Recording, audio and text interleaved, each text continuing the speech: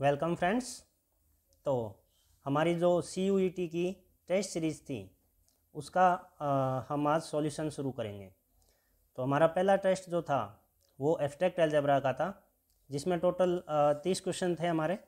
तो उनका आज हम सॉल्यूशन देखते हैं। चलिए आगे शुरू करते हैं। तो पहला जो क्वेश्चन है उसमें आपको दे रखा है कि solution set of x congruent to 3 mod 7। तो इसका कौन सा ऑप्शन है वो करेक्ट होगा। तो देखो, अगर हमारे पास a congruent to b mod 7, b mod n अगर है तो इसका मतलब आपके पास क्या होता है कि n divides a minus b। अब यहाँ पे हमें दे रखा है कि x कॉन्ग्रेंट टू 3 mod 7, इसका मतलब ये होगा कि 7 डिवाइड्स x माइनस 3। 7 है वो x माइनस 3 को डिवाइड कर रहा है। इसका मतलब क्या हुआ कि x minus 3 equal to 7p, जहाँ पे p आपके पास क्या है, कोई भी इंटीजर होगा। तो यहाँ से x की वैल्यू आपके पास आ जाएगी 7p plus 3, p belongs to z। तो आपके पास ऑप्शन नंबर तीसरा इसका करेक्ट हो जाएगा। ठीक है, सिर्फ आपको ये देखना है कि अगर a congruent to b mod n है तो इसका मतलब ये होता है कि n है वो a माइनस b को डिवाइड कर रहा है, और डायरेक्ट डेफिनेशन से हम इसको सोल्व कर सकते हैं। ठीक है, आगे बढ़ते हैं। इसका सेकंड क्वेश्चन में आपको दे रखा है, पूछा गया है कि 3⁻40 को अगर हम 19 से डिवाइड करेंगे तो रिमाइंडर क्या आएगा। जब हम 3⁻40 को 19 से डिवाइड करेंगे तो आपको रिमाइंडर फाइंड करना है। तो देखो, हम ये जानते हैं आयलर थ्योरम से कि अगर आपके पास a और n, इसकी अगर GCD आपके पास 1 आ जाए, GCD of a and n equal to 1, तो आपके पास है कि a⁻5 of n congruent to 1 mod n, ये होता है। तो यहाँ पे देखो, हमारे पास GCD ऑफ 3,19 ये आपके पास 1 आ रहा है। इसका मतलब 3⁻5 ऑफ 19 कॉन्ग्रेंट टू 1 mod 19 होगा। अब यहाँ पे 5 ऑफ 19 कितना हो जाएगा, 18, क्योंकि प्राइम नंबर है। तो 5 ऑफ p है वो p माइनस 1 होता है। तो ये आ जाएगा 3⁻18 कॉन्ग्रेंट टू 1 mod 19 आ जाएगा। अब देखो, हमारे पास है कि 3⁻40 करना है, तो यहाँ पे 18 आ चुका है। तो दोनों तरफ अगर हम स्क्वायर कर दें तो ये आएगा 3⁻36 कॉन्ग्रेंट टू 1 mod 19।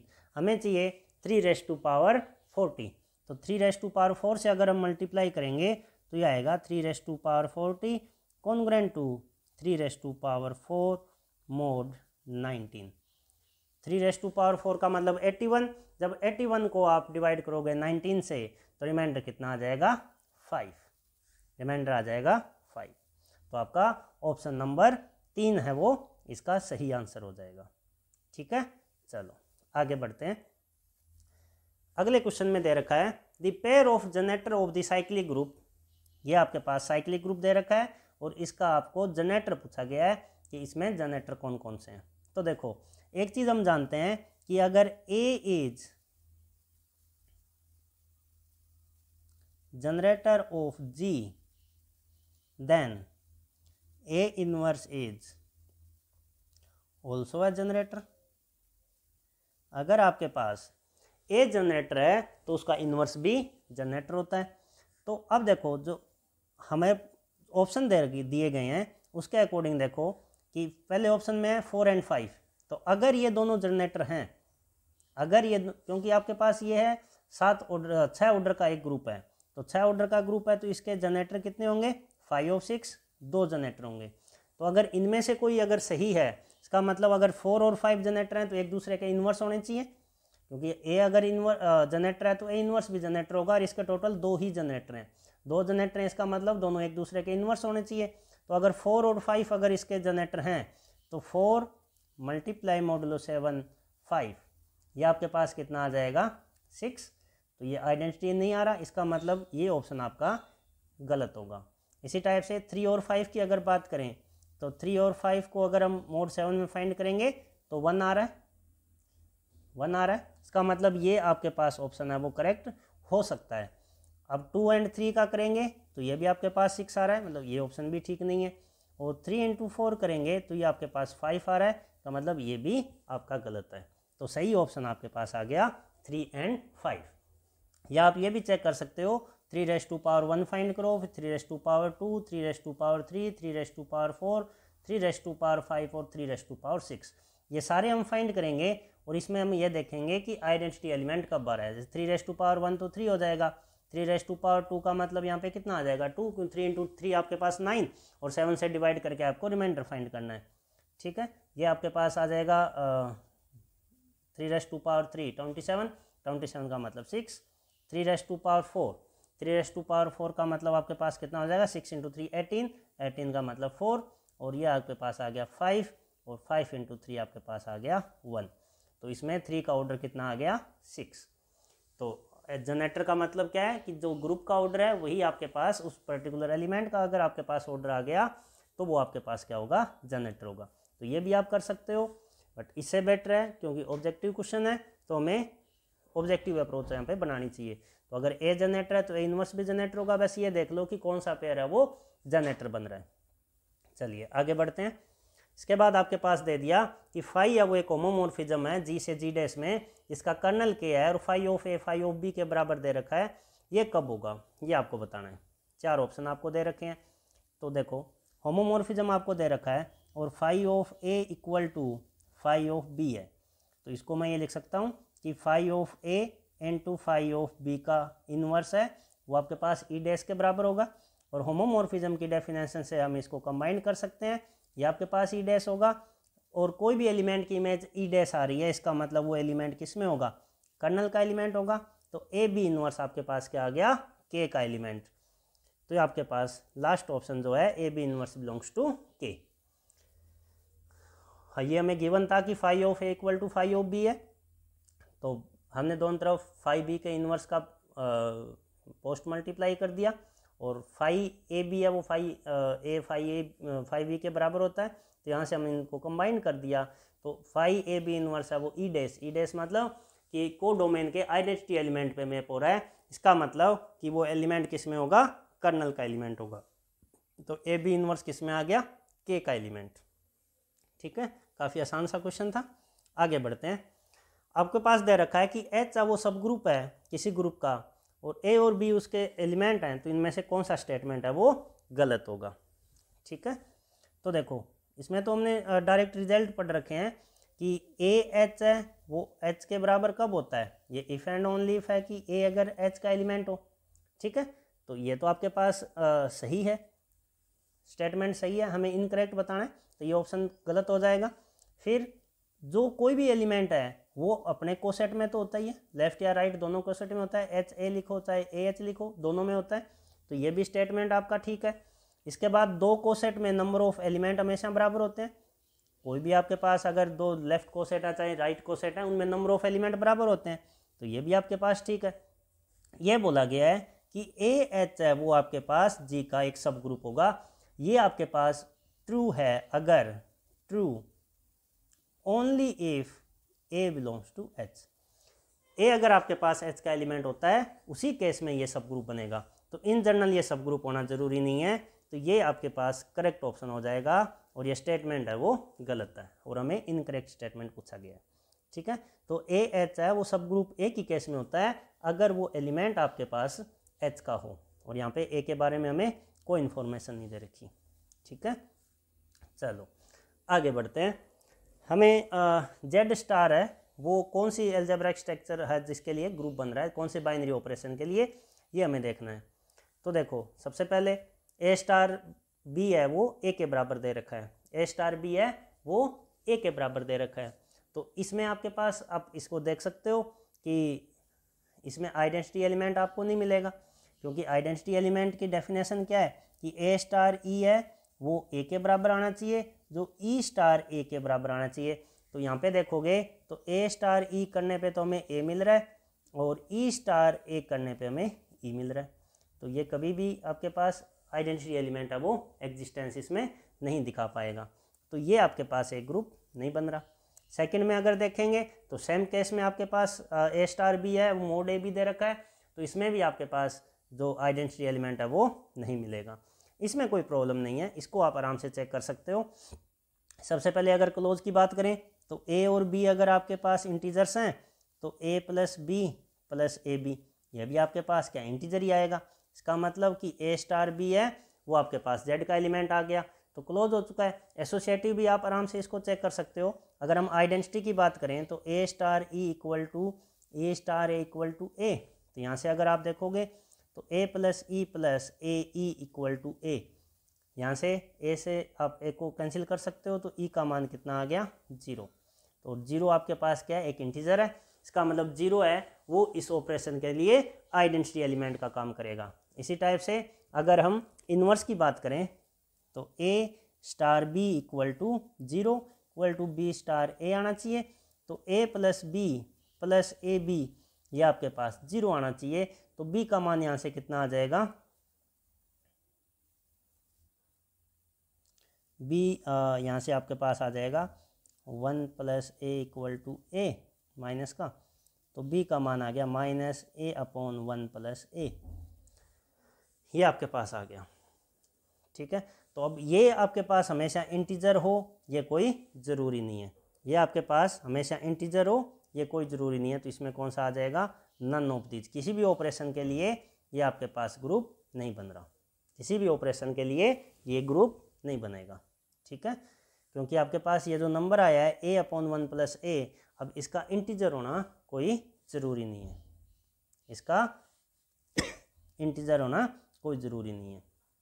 ठीक है, क्योंकि ए स्टार बी है वो आपके पास आइडेंटिटी के बराबर आना चाहिए, B star A B identity आना चाहिए, तो A plus B plus A B है वो 0 के बराबर आना चाहिए, तो यहाँ से बी का मान है वो ए अपॉन 1 प्लस ए आ रहा है, तो ये इंटीजर हो ये कोई ज़रूरी नहीं है, तो आपके पास फोर्थ ऑप्शन इसका करेक्ट हो जाएगा। आगे बढ़ते हैं। इसके बाद आपको बोल दिया कि एफ आपके पास एक एलिमेंट दे रखा है, एक परमुटेशन दे रखा है, तो इसका ऑर्डर आपसे पूछा गया है, इसका ऑर्डर आपसे पूछा गया है। तो जब भी आपको परमुटेशन का ऑर्डर फाइंड करना हो तो हम क्या करेंगे कि उसको डिसजॉइंट साइकिल के प्रोडक्ट में लिखते हैं। तो इसमें अगर आप देखोगे तो ये 3 साइकिल के प्रोडक्ट में लिखा गया है और तीनों डिसजॉइंट है, किसी भी साइकिल में कोई भी एलिमेंट है वो कॉमन नहीं आ रहा। तो आपके पास अगर कोई भी एक परमुटेशन है एफ जिसमें इस टाइप से साइकिल्स आपके पास लिखे गए हैं L1 L2 LR, ये आपके पास अलग अलग लेंथ के साइकिल्स अगर दे रखे हैं तो ऑर्डर ऑफ एफ किसके बराबर होता है, एलसीएम ऑफ इनकी लेंथ के, लेंथ ऑफ दीज साइकिल्स। ठीक है, जो डिसजॉइंट साइकिल्स हैं उनके लेंथ का एलसीएम होता है, तो यहाँ पे ऑर्डर ऑफ एफ किसके बराबर आ जाएगा, एलसीएम ऑफ, अब पहले साइकिल की लेंथ कितनी है यहाँ पे 4, दूसरे की आपके पास लेंथ है 3 और तीसरे की है 2, तो इनका एलसीएम कितना आ जाएगा 12। ठीक है, तो ऑप्शन लास्ट वाला इसका करेक्ट हो जाएगा। आराम से इसको देख सकते हो कि डायरेक्ट ऑर्डर है वो लेंथ ऑफ एलसीएम के बराबर होता है, और इसकी लेंथ कितनी आ रही है आपके पास 4 3 और 2, एलसीएम कितना आ गया 12। इसी टाइप से ए आपके पास साइक्लिक ग्रुप है 8 ऑर्डर का, और उसका कोशेंट ग्रुप आपसे पूछा गया है जो ए स्क्वायर से जनरेट हो रहा है। तो सबसे पहले तो हमें ये देखना है ए स्क्वायर से जनरेट क्या होगा, तो ए स्क्वायर फिर A raise to power 4 A raise to power 6 A raise to power 8 equal to identity, तो ये आपके पास आ गया एच, और जी है उसमें एलिमेंट है 8, एच में आ गए 4, इसका मतलब कोशेंट ग्रुप जो होंगे उसमें कितने एलिमेंट होंगे, order of G upon order of H, order of G upon order of H, तो ये आपके पास आ गया 8/4 2, इसका मतलब इसमें 2 एलिमेंट होंगे और दोनों एलिमेंट्स के जो खुद एलिमेंट्स हैं उनमें 4 4 होंगे। ठीक है, तो देखो सबसे पहले जो सेकंड ऑप्शन है इसमें आपके पास ये 4 एलिमेंट आ रखे हैं, तो ये तो हो ही नहीं सकता क्योंकि हमारे पास एलिमेंट कितने आएंगे, सिर्फ 2 ही आएंगे। ठीक है, और इसमें अगर आप थर्ड ऑप्शन में देखोगे तो ए स्क्वायर A4 A6 इसमें मिस है, तो इसमें 3 3 एलिमेंट का सेट है, तो ये भी नहीं हो सकता क्योंकि दोनों में एलिमेंट कितने होने चाहिए 4 होने चाहिए। इसी टाइप से अगर हम बात करें फोर्थ ऑप्शन की, यहाँ पे 4 हैं बट यहाँ पे कितने आ गए 5, तो ये भी नहीं हो सकता। ठीक है, तो आपके पास ऑप्शन कौन सा बचा, सिर्फ और सिर्फ पहला ऑप्शन। और ये तो एच तो आपके पास अगर कोशेंट ग्रुप की बात करें जी अपॉन एच, इसमें एलिमेंट किस टाइप के होते हैं, A H A belongs to G, ये एलिमेंट आते हैं। तो जो ए एच है वो एच के बराबर होगा अगर ए एच का एलिमेंट हुआ। तो ये तो आपके पास सारे एलिमेंट एच तो आना ही था एक तो जी अपॉन एच के जो एलिमेंट्स हैं इसका आइडेंटिटी एलिमेंट है एच तो, और एक आपके पास ए और एच और आ जाएगा जहाँ पे ए है वो जी का एलिमेंट है। अब इसमें अगर हम ए से मल्टीप्लाई करें तो आएगा A cube A raise to power 5 A raise to power 7 और ये आइडेंटिटी था तो ए आ जाएगा। तो ये आपका ऑप्शन है वो बिल्कुल सही हो जाएगा। ठीक है, आगे बढ़ते हैं। अगला क्वेश्चन देखो, आपके पास एक होमोमॉर्फिज्म दे रखी है तो इसका कर्नल पूछा गया है। तो कर्नल की डेफिनेशन आपके पास क्या है कि ए अगर आपके पास जी का एलिमेंट है तो आपके पास एफ ऑफ ए अगर ई डैश आ जाए तो ये आपके पास किसका एलिमेंट आएगा, ए है वो कर्नल का एलिमेंट होगा। यही है डेफिनेशन। तो अगर इसमें हम देखें तो F of X plus Y equal to zero आना चाहिए, इक्वल टू जीरो आना चाहिए, तभी तो ये कर्नल में होगा। इसका मतलब कि I Y equal to zero implies Y equal to zero. तो कर्नल में एक्स प्लस आई वाई है वो कर्नल में होगा if Y equal to zero. और वाई अगर जीरो है इसका मतलब आपके पास क्या बचा, एक्स ही बचा।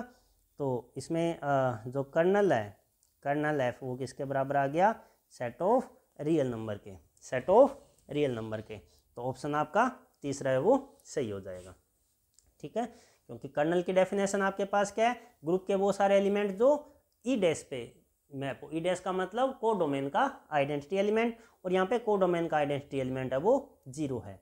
तो F X plus iota Y है वो जीरो के बराबर आना चाहिए। तो यहाँ पे हमें मैपिंग जो दे रखी है वो आई वाई पे मैप कर रहा है, तो आई वाई इक्वल टू जीरो। तो आपके पास क्या आ गया, वाई इक्वल टू जीरो का मतलब एक्स प्लस आई वाई है वो कर्नल में होगा अगर आपके पास वाई है वो जीरो हो जाए। वाई जीरो होने का मतलब कि कर्नल है किसके बराबर आ गया, सेट ऑफ रियल नंबर के। आगे बढ़ते हैं। आपके पास दे रखा है कि साइक्लिक ग्रुप है nth रूट ऑफ यूनिटी का। तो nth रूट ऑफ यूनिटी है तो उसका जनरेटर है, ये तो काफ़ी स्टैंडर्ड है, E raise to power 2 pi iota by N होता है। ठीक है, E raise to power 2 pi iota by N. क्यों, क्योंकि इसकी पावर अगर आप n करते हो E raise to power 2 pi iota N, इसकी पावर n करने पे E raise to power 2 pi iota equal to 1 आपको मिल जाएगा। ठीक है, तो ये तो आपको ध्यान में रखना है, काफ़ी स्टैंडर्ड है nth रूट ऑफ यूनिटी वाला। ठीक है, E raise to power 2 pi iota upon N. आगे चलते हैं। इसके बाद दे रखा है कि एच है वो आपके पास एक नॉर्मल सब ग्रुप है। तो जो जी बाई एच जो आपके पास फैक्टर ग्रुप बन रहा है इसके लिए कौन सा स्टेटमेंट है वो गलत है। तो जी बाई एच है वो कोशेंट ग्रुप बनता है, बिल्कुल सही है। ठीक है, इसके बाद अगर ये ग्रुप बनता है तो इसमें एसोसिएटिव प्रॉपर्टी भी होल्ड होगी, और इसमें जो आइडेंटिटी एलिमेंट है वो खुद एच होता है। अब ये भी हमने ऊपर वाले क्वेश्चन में देखा था।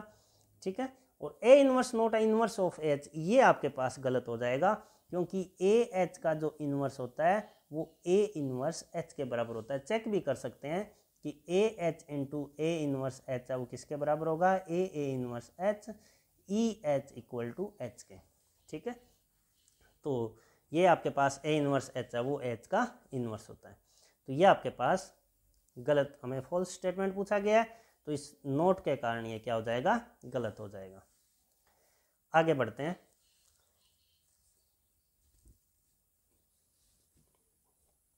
अगला क्वेश्चन है कि जी है वो non zero positive rational numbers के दे रखा है, और ए स्टार बी आपको डिफाइन किया गया है, A star B equal to A B by 2। तो आपको देखना है कि ये कौन कौन सी प्रॉपर्टी है वो होल्ड करता है। ठीक है, और यहाँ पे भी फॉल्स स्टेटमेंट पूछा गया है। तो इसमें आप देख सकते हो कि ए स्टार बी स्टार सी अगर हम करते हैं, क्लोज तो है, ये आपके पास एलिमेंट है वो तो क्यू जीरो में ही आएगा, नॉन जीरो रेशनल नंबर ही आएगा। तो इसमें अगर हम चेक करेंगे तो ये ए बी बाई 2 स्टार सी, तो ये आ जाएगा ए बी सी अपॉन 4। इसी टाइप से अगर ए स्टार बी स्टार सी करेंगे तो आएगा ए स्टार बी सी बाई 2, और ये आएगा ए बी सी बाई 4। तो ये दोनों आपके पास बराबर आ गए, इसका मतलब ये एसोसिएटिव तो है। इसके बाद आइडेंटिटी की बात करें तो ए स्टार बी है वो वापिस ए स्टार ई है वो वापिस ए के बराबर है, और ये अबेलियन भी है तो कम्यूटेटिव ऑपरेशन, तो मैं दूसरे साइड चेक करने की ज़रूरत नहीं है। ठीक है, तो ये आपके पास क्या है, ए स्टार ई है वो ए के बराबर आना चाहिए, मतलब A into E upon 2 equal to A के बराबर आना चाहिए। तो यहाँ से अगर आप देखोगे तो ई का मान कितना आ गया 2, तो 2 इज द आइडेंटिटी एलिमेंट। ठीक है, अब इसमें और अगर देखेंगे आइडेंटिटी आ गया। इन्वर्स की अगर बात करें तो इन्वर्स भी आप यहाँ पे देख सकते हो कि ए स्टार बी है वो 2 के बराबर आना चाहिए, तो ए बी बाई 2 है वो 2 के बराबर आना चाहिए, तो बी का मान आ गया 4/a। तो 4/a इन्वर्स भी आ गया, इसका मतलब ये एक ग्रुप भी बन चुका है और ये अबेलियन ग्रुप भी बन चुका है, क्योंकि ए स्टार बी और बी स्टार ए के बराबर आ रहा है। तो ये नोट इस वर्ड के कारण ये ऑप्शन आपका सही हो जाएगा, क्योंकि अबेलियन ग्रुप है और आपसे पूछा गया है कि फॉल्स स्टेटमेंट कौन सा है, तो ये आपका करेक्ट हो जाएगा। इसके बाद देखो हमें दे रखा है पी है वो एक ग्रुप दे रखा है जिसमें 4 एलिमेंट हैं ई ए बी सी, और ये इसके कैले टेबल बना के दे रखी है। तो हमें बताना है कि इसमें कौन सी प्रॉपर्टी है वो होल्ड नहीं हो रही। तो ये जो ग्रुप है काफ़ी स्टैंडर्ड ग्रुप है ई ए बी सी, इसको हम बोलते हैं K4, जो क्लैन 4 ग्रुप है वो है ये। तो इसमें अगर हम देखेंगे सबसे पहले क्लोज, तो कैले टेबल को हम पढ़ते हैं। तो ये हमारी जो कैले टेबल है ऑपरेशन की टेबल बन रही है, इसके सारे एलिमेंट वापस पी के ही आ रहे हैं, इसका मतलब ये क्लोज है। ठीक है, इसके बाद अगर हम देखेंगे तो हेडिंग रो या टाइटल रो टाइटल कॉलम है, उसके बिल्कुल सिमिलर एक रो और कॉलम आ रहा है, तो उनका जो कॉमन एलिमेंट होता है ये क्या है आपके पास आइडेंटिटी एलिमेंट होगा। फिर अगर हम इन्वर्स की बात करें तो ई के सीध में जो ई आ रहा है आइडेंटिटी एलिमेंट आ रहा है, उसके ऊपर जो एलिमेंट है वो इसका इन्वर्स होता है, तो ई का इन्वर्स ई आ जाएगा। इसी टाइप से ए का जो इन्वर्स है वो आपके पास है, क्योंकि इस रो में आइडेंटिटी एलिमेंट है सेकंड पोजीशन पे है, और इसके ऊपर जो टाइटल रो में एलिमेंट है वो आपके पास क्या है ए। इसी टाइप से बी का इन्वर्स है वो बी है, और सी का इन्वर्स है वो सी है, सब में ये सेम ही आ रहा है। ठीक है, तो सब में अगर यही आ रहा है इसका मतलब हर एलिमेंट सेल्फ इन्वर्स है। जब सारे एलिमेंट सेल्फ इन्वर्स होते हैं तो ग्रुप कैसा होता है अबेलियन, अबेलियन ग्रुप। तो ये जो ग्रुप आपका वो आपके पास आ गया अबेलियन ग्रुप। तो आप इसमें देखो एसोसिएटिव लो ये भी होल्ड हो रहा है, आइडेंटिटी भी इसमें है, कम्यूटेटिव भी होल्ड हो रहा है, साइक्लिक नहीं है, क्योंकि हर एलिमेंट सेल्फ इन्वर्स है। इसका मतलब ऑर्डर ऑफ ई आइडेंटिटी का ऑर्डर 1 है, order of A equal to order of B equal to order of C equal to 2। ठीक है, क्योंकि ए इन्वर्स है वो ए के बराबर है, दोनों तरफ ए से मल्टीप्लाई करने पे ए स्क्वायर आइडेंटिटी के बराबर आ गया। ठीक है, तो मतलब ए बी सी का ऑर्डर 2 आ गया, ग्रुप का ऑर्डर 4 है, तो ऐसा कोई एलिमेंट नहीं है जिसका ऑर्डर ग्रुप के ऑर्डर के बराबर हो, तो ये साइक्लिक ग्रुप है वो नहीं हो सकता। तो ये आपका सही ऑप्शन हो जाएगा। इसी टाइप से total number of divisor of 6480, 6480 के कितने डिवाइजर होंगे ये हमें बताना है। तो इसके लिए क्या करेंगे, सबसे पहले प्राइम फैक्टराइजेशन करना पड़ेगा इसका। तो प्राइम फैक्टराइजेशन के लिए देखो इसको आप किस फॉर्म में लिख सकते हो। तो इसमें सबसे पहले अगर मैं डिवाइड करूं 16 का, तो 6480 इसको लिख सकते हैं 16 इंटू 405, ये लिख सकते हैं। ये आपके पास आ गया 2⁴, और ये आ गया 5⁴ 5 का डिवाइड करने पे ये आ रहा है 81, मतलब 2⁴, 3⁴, 5⁴, यही आ रहा है। अब देखो अगर आपके पास p⁴α1, p1 और p2⁴α2, pk⁴k, अगर कोई भी एक नंबर इस फॉर्म में है तो इसके कितने डिवाइजर होते हैं, जो पावर्स हैं उनमें हम 1 ऐड करके इनका मल्टीप्लाई कर देते हैं। ठीक है, यहाँ पे अगर देखोगे तो टोटल नंबर ऑफ डिवाइजर्स कितना हो जाएगा 4 + 1 1 + 1, तो ये आ गया 5 × 5 × 2, ये आ गया 50। तो टोटल इसके कितने आ जाएंगे 50 डिवाइजर आ जाएंगे। ठीक है, ये तो बिल्कुल बेसिक सा क्वेश्चन था। आगे देखो आपके पास दे रखे हैं तो के 2 सब ग्रुप हैं, तो जी है वो इनके डायरेक्ट प्रोडक्ट के बराबर भी है। तो ये बेसिक सी चीज़ हो जाती है कि अगर जी आपके पास H×K में है तो G/H है वो आइसोमॉर्फिक टू K होता है, और G/K है वो आइसोमॉर्फिक टू H होता है। ठीक है, तो ये तो दोनों स्टेटमेंट है, बोथ आर ट्रू। ये कब होता है, जब ये इनके प्रोडक्ट में लिखा जा रहा है। ठीक है, चलिए आगे बढ़ते हैं। इसके बाद if A belongs to G, order of A अगर आपके पास एन के बराबर है, पी आपके पास नेचुरल नंबर है, तो order of A raise to power P भी एन के बराबर होता है। तो एक चीज़ हमने पढ़ी है कि order of A raise to power K ये किसके बराबर होता है? Order of A upon G C D of K comma order of A, ये इसके बराबर होता है। और ये हमें दे रखा है कि एन के बराबर है, और ये आपके पास है ऑर्डर ऑफ ए के बराबर। इसका मतलब जो ये नीचे जो ये टर्म आ रही है इसकी वैल्यू 1 है। इसका मतलब जी C D of K comma order of ए है वो 1 के बराबर है। तो यहाँ से आपके पास क्या आ गया कि G C D of P comma N, G C D of P comma N है वो 1 के बराबर आने चाहिए। तो कौन सा ऑप्शन हो जाएगा? पहला। पी और एन के जी सी डी अगर 1 है तो ऑर्डर ऑफ ए और order of A raise to power P है वो 1 के बराबर आ जाएगा। ठीक है, आगे बढ़ते हैं। इसी टाइप से हमें एक जी ग्रुप दे रखा है जिसमें +-1 + iota fourth root of unity है। ये आपके पास क्या है? Fourth root of unity. ठीक है, और एन हमें दे रखा है +-1, एक इसका नॉर्मल सब ग्रुप दे रखा है। तो ये कोशेंट ग्रुप है वो किसके बराबर होगा?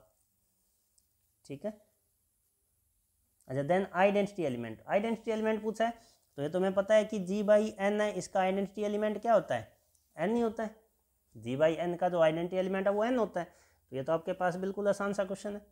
ठीक है, चलिए आपसे ये पूछा गया 2 4 6 8 मल्टीप्लाई मॉडुलो 10, इस ग्रुप का आइडेंटिटी एलिमेंट कौन सा है? तो कैसे फाइंड कर सकते हो आप? सबसे पहले तो हम इसकी कैले टेबल बना लेते हैं। 2 4 6 8 2 4 6 8। यहाँ पे देखोगे 2 × 2 4, ये आपके पास 8, ये 2, ये 6। इसी टाइप से ये कितना आ जाएगा? 8, ये 6, 4 2, यह आएगा 2 4 6 8, यह आएगा 6, ये 2, ये 8 और ये 4। ठीक है, अब कैले टेबल में जो आपकी टाइटल रो आपके 2 4 6 8 और 2 4 6 8 से बिल्कुल इनके सिमिलर एक रो और कॉलम भी आपको मिलेगी। तो देख सकते हो 2 4 6 8 है, तो ये देखो 2 4 6 8। इसी टाइप से ये भी 2 4 6 8 है, तो 2 4 6 8। तो इनका जो कॉमन एलिमेंट है वो आपके पास आ रहा है 6। तो 6 आपके पास क्या हो जाएगा? इसका आइडेंटिटी एलिमेंट।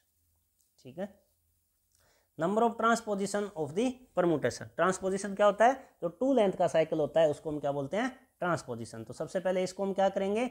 साइकिल फॉर्म में लिख लेते हैं। तो 1 से स्टार्ट करते हैं।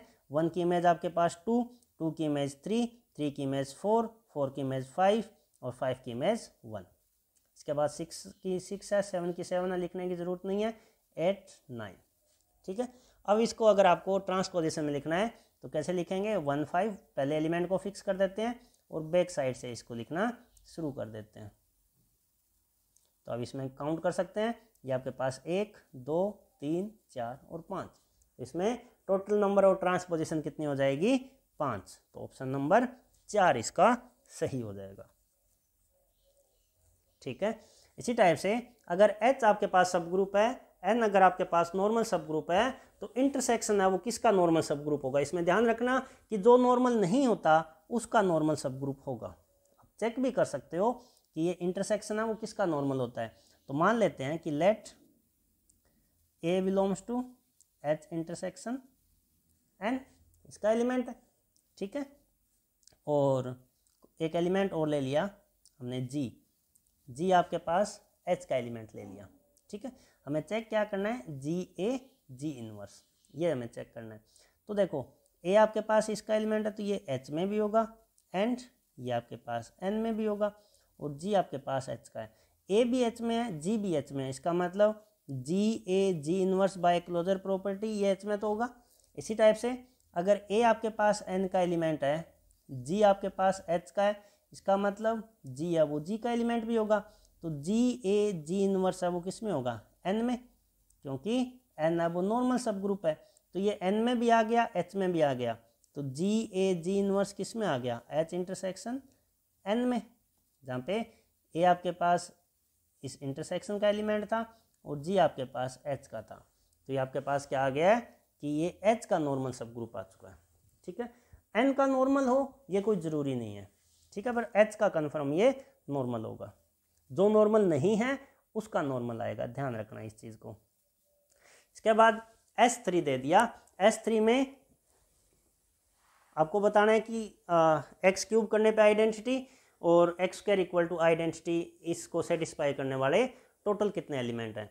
तो सबसे पहले हम देखते हैं कि S3 होता क्या है। S3 में 6 एलिमेंट हैं, एक तो आइडेंटिटी, एक 1 2 1 3, इसके बाद 2 3,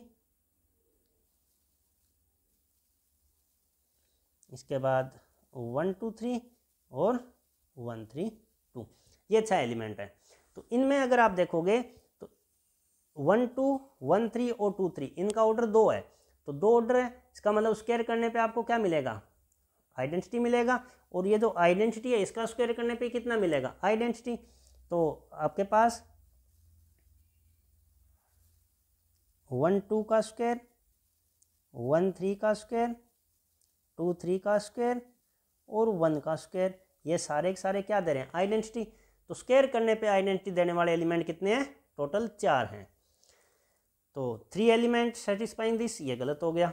4 एलिमेंट सेटिस्फाइंग दिस, ये ठीक हो सकता है। 4 एलिमेंट, ये भी ठीक हो सकता है, ठीक है। 3 एलिमेंट, तो ये गलत हो जाएगा। तो अभी 2 ऑप्शन बच गए। अब हम देखते हैं 1 2 3, तो ये 1 2 3 ये 3 लेंथ का है, और 1 3 2 ये भी 3 लेंथ का है, और आइडेंटिटी की पावर 3 करने पे आपको क्या मिलेगा, आइडेंटिटी मिलेगा। तो इसमें आपके पास 3 एलिमेंट ऐसे आ गए जो क्यूब करने पे आइडेंटिटी दे रहे हैं, 4 एलिमेंट ऐसे आ गए जो स्क्वायर करने पे आइडेंटिटी दे रहे हैं। तो ऑप्शन नंबर 3 आपका ठीक हो जाएगा। कौन सा, 2 ऑप्शन, ऑप्शन नंबर 2 ठीक हो जाएगा, क्योंकि 3 एलिमेंट आपके पास ऐसे हैं जो क्यूब करने पे आइडेंटिटी दे रहे हैं, और 4 ऐसे हैं जो पावरफुल स्क्वायर करने पे आपको आइडेंटिटी दे रहे हैं। चलिए, इसके बाद आपके पास बोला गया है कि 20 ऑर्डर का कोई साइक्लिक ग्रुप है तो उसमें 10 ऑर्डर के कितने एलिमेंट होंगे। हम एक चीज़ जानते हैं कि ऑर्डर ऑफ जी अगर आपके पास n है और जी आपके पास अगर साइक्लिक ग्रुप है, तो if d divide n then number of elements of order d equal to phi of d होता है। अगर कोई भी नंबर साइक्लिक ग्रुप के ऑर्डर को डिवाइड कर रहा है तो उस ऑर्डर के exactly phi of D element होते हैं।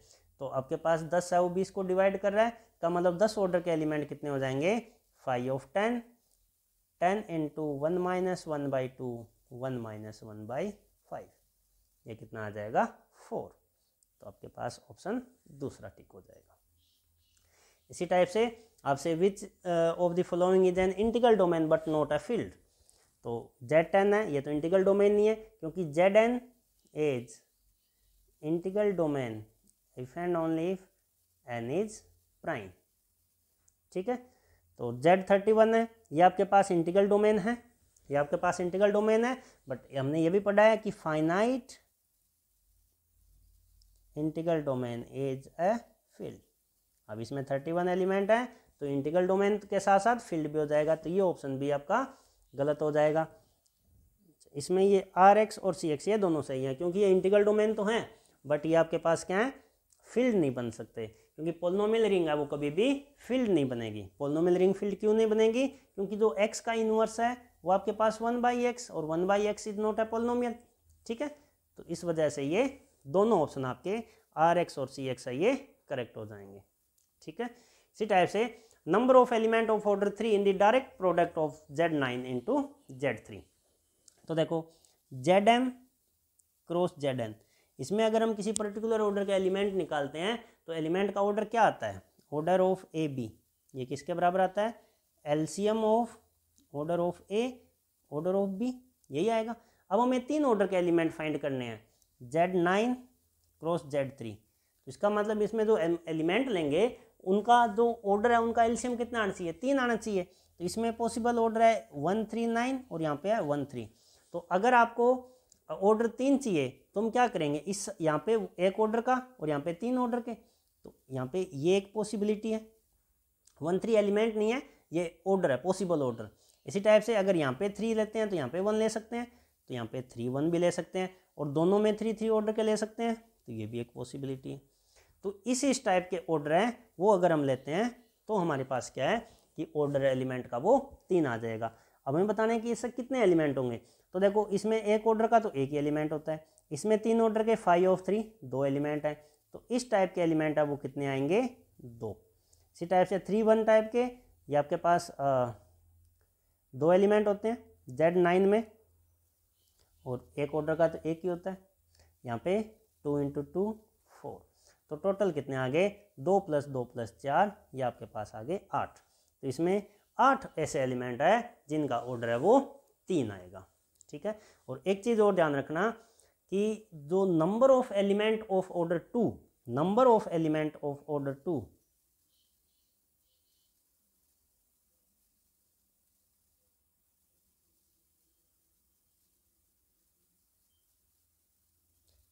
2 ऑर्डर के एलिमेंट हैं वो हमेशा ओड नंबर में होते हैं, ठीक है।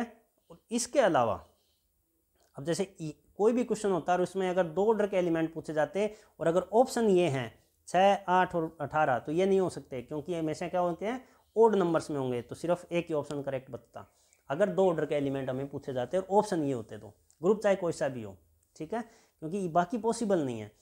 इसके अलावा एक ऑर्डर का तो एक ही होता है, आइडेंटिटी है, ठीक है,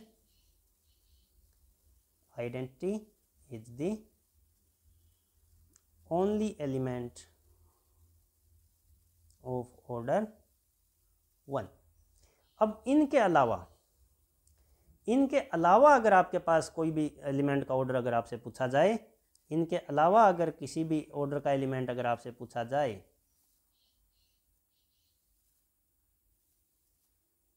ठीक है, number of elements of order D > 2 are always in even numbers, ठीक है। इसके अलावा हमेशा इवन नंबर्स में होते हैं, कभी भी ओड, जैसे 3 ऑर्डर के एलिमेंट है वो कभी भी ओड नंबर में नहीं होंगे, 4 ऑर्डर वाले कभी भी ओड नंबर में नहीं होंगे, 15 ऑर्डर वाले कभी भी ओड नंबर में नहीं होंगे, हमेशा इवन नंबर में होंगे, ठीक है। इस चीज़ का थोड़ा सा ध्यान रखना। इसके बाद हमें बोल दिया कि A*B का जो स्क्वायर है वो A² B² है, तो ये किस चीज़ की प्रॉपर्टी है, ये अबेलियन की प्रॉपर्टी है। आप इसमें देख सकते हो AB* का मतलब क्या है AB, ये आपके पास AA BB। हम दोनों तरफ अगर इनको हटाना चाहें तो लेफ्ट कैंसिलेशन लो से A से A कैंसिल हो जाएगा, राइट कैंसिलेशन से B से B कैंसिल हो जाएगा, तो BA = क्या आ गया AB, BA = AB for all AB belongs to G, तो ये कैसा ग्रुप हो गया अबेलियन, तो डायरेक्ट डेफिनेशन है, तो G is an abelian group, ठीक है। साइक्लिक का हम कुछ नहीं बता सकते यहाँ पे। इसके बाद में देखो every infinite cyclic group is isomorphic to Z क्या आइसोमॉर्फिक होता है Z प्लस एक इनफाइनाइट अबेलियन ग्रुप है, और Z एक ऐसा इनफाइनाइट अबेलियन जिसमें जो इसका एक प्रॉपर सब, जितने भी प्रॉपर सब ग्रुप हैं वो भी सारे क्या है इनफाइनाइट साइक्लिक ग्रुप होते हैं, तो इसका जो MZ है वो भी आइसोमॉर्फिक टू Z होता है। तो इनफाइनाइट साइक्लिक ग्रुप है वो Z का आइसोमॉर्फिक है या उसके किसी प्रॉपर सब ग्रुप के आइसोमॉर्फिक होगा, तो Q नहीं हो सकता, R नहीं हो सकता, ये भी नहीं हो सकता।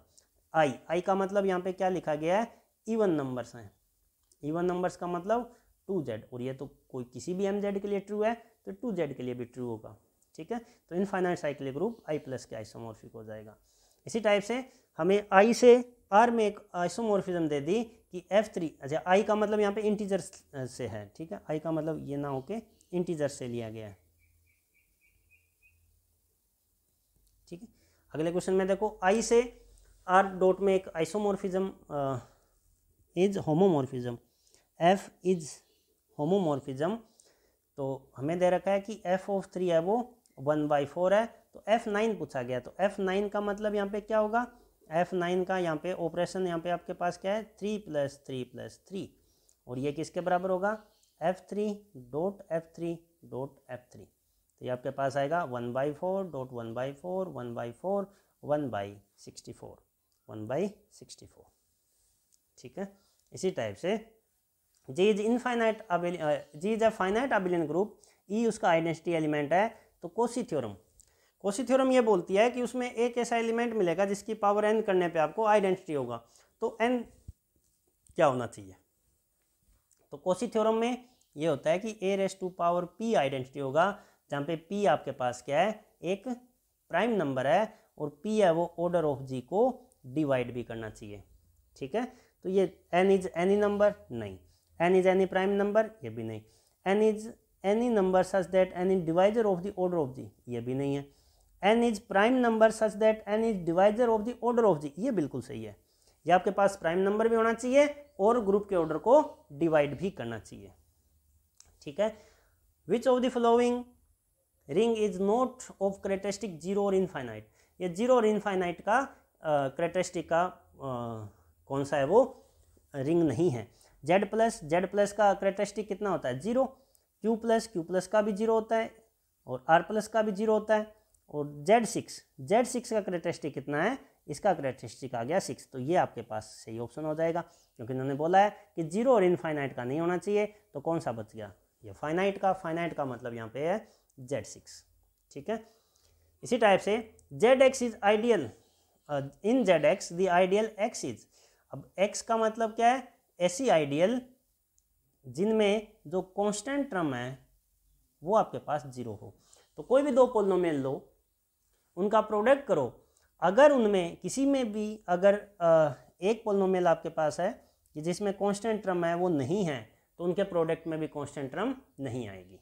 ठीक है, अगर दोनों में कांस्टेंट टर्म है, जैसे px और qx, दोनों में अगर कांस्टेंट टर्म है तभी उनके प्रोडक्ट में कांस्टेंट टर्म आएगी। अगर किसी एक में भी नहीं है तो इसमें भी नहीं आ सकती। इसका मतलब कि अगर px डॉट qx है वो अगर इसमें आ रहा है तो एटलीस्ट आइदर px है वो इस टाइप का होगा जिसमें कांस्टेंट टर्म नहीं है, और qx ऐसा होगा जिसमें कांस्टेंट टर्म नहीं है। तो इसका ये किसकी डेफिनेशन है, प्राइम आइडियल। तो ये आपके पास क्या है, प्राइम तो होगी, ठीक है, बट मैक्सिमल नहीं है, क्योंकि x है, ये जो आइडियल है वो कंटेन होगी x,2 से जनरेट होने वाली, मतलब जिसमें ऐसी है जो इवन कांस्टेंट है वो इवन में आ रहा है, या 3 का मल्टीपल आ रहा है, या 5 का मल्टीपल आ रहा है, उसमें ये सारी की सारी है वो कंटेन हो जाएगी। ठीक है, क्योंकि मल्टीपल आने का मतलब जीरो भी तो हो सकता है, और जीरो हो गया वो इसका एलिमेंट आ जाएगा, तो इसके सारे एलिमेंट इसमें कंटेन हो रहे हैं। ठीक है, तो ये आपका पहला टेस्ट था एब्स्ट्रैक्ट अलजेब्रा का। तो इसमें टोटल 30 क्वेश्चन थे जिसके हमने अभी सॉल्यूशन किए हैं। अगर इनमें किसी प्रकार की कोई प्रॉब्लम हो तो आप इसमें कमेंट कर सकते हो, और हम उसका फिर दोबारा क्वेश्चन को हम डिस्कस कर लेंगे। ठीक है, ओके, थैंक यू।